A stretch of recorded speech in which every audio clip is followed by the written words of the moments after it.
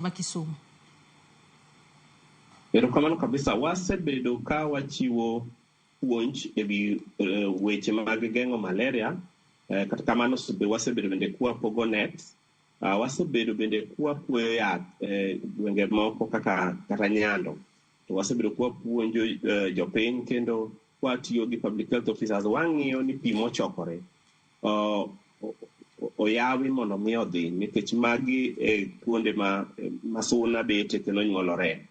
Kata kamano kaka kaunti ma Kisumu waikore wan kod yien ma kaponi malaria nyalo bedo nogo ng'ato tibro thiedhe. Watiyo kod nyamrerwa kendo gipimo ji manie gwenge nyaka camps gi rescue centers gi mondo mi ng'ata ma dende lit ma dibed kod malaria othiedhi.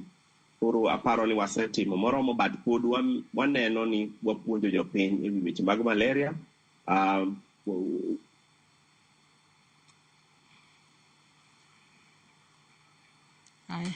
Mosainya kanyo Fred ka entiere kaunti ma Kisumu. Dr. Jerry, achiu ni thuolo mar mondo mi chiu wach ni mogik ka watieko twak mar okinyi ma kawuono ahinya nyako tudore kod rito ler e kinde ma koth mapek.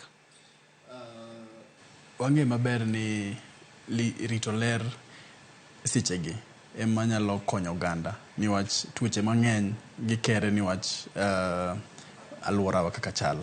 Koro mano onego bed ni wang'iyo mang'eny. To kadok e piny owacho onego bed ni gikore maber kata osiptende mang'eny manie alworawa onego bed ni gibedo gi yien moromo kaso onego bed ni gibedo gi thieth makare